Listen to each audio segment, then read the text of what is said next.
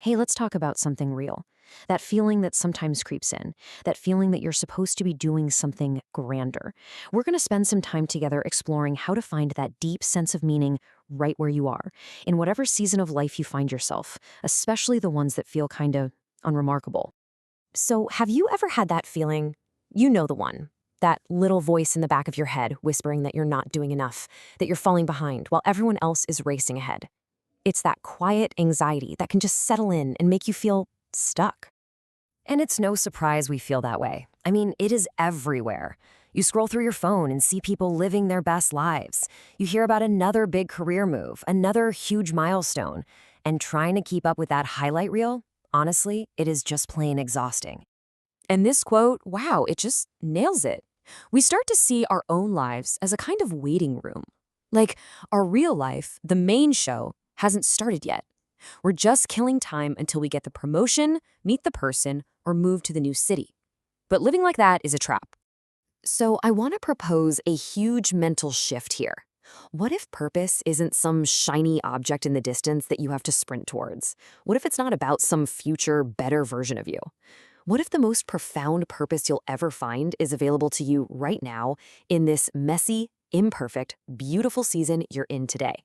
This really breaks down the difference. See, the world tells us purpose is about the big stuff, grand gestures, things you can slap on a resume, stuff that gets you a round of applause. But real purpose, the kind that actually sustains you, that's found in just being present, in the tiny, unseen moments of patience. It's in these small, everyday acts of defiance against that constant pressure to be bigger and better. Okay, let's make this concrete. We're going to look at a couple of different seasons.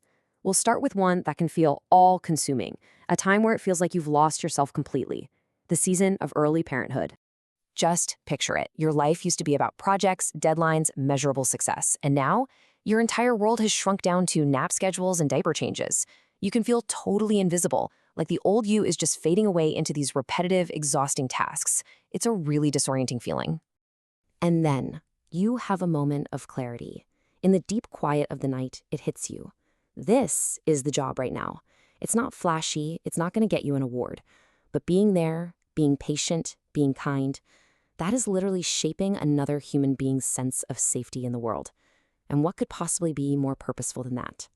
But, maybe your season isn't overwhelming. Maybe it's the exact opposite. It's empty. You're in a waiting season. You're waiting for that job offer, for an answer, for a change. And boy, that can be a tough place to be. And these waiting seasons are just so brutal because it feels like your life has hit the pause button. You look around and it seems like everyone else is on fast forward while you're just stuck in place. Your sense of worth can really take a hit with every day that passes. But here's the interesting thing.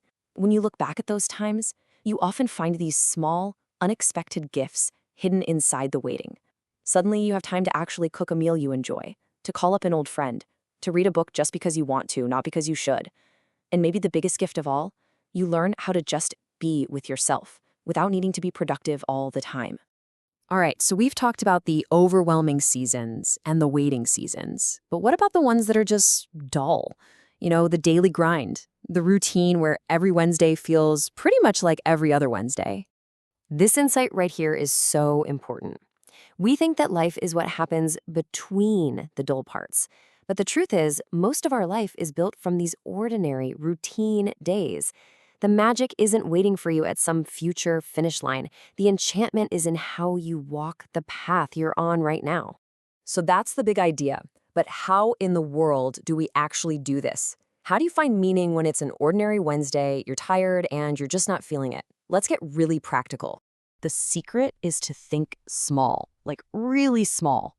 It's all about changing the story you tell yourself. So loading the dishwasher, that's not just a chore. That's you being kind to the you who wakes up tomorrow. Patiently listening to your coworker tell that story again, that's a tiny gift of your time and presence. Even something as simple as watering a plant becomes a little practice in nurturing life.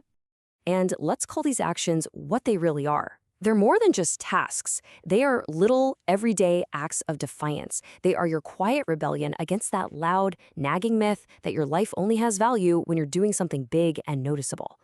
Let me tell you one final story that really pulls this all together.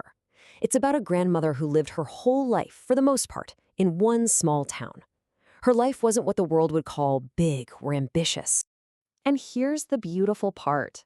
She wasn't waiting around for her real life to start. She was living it.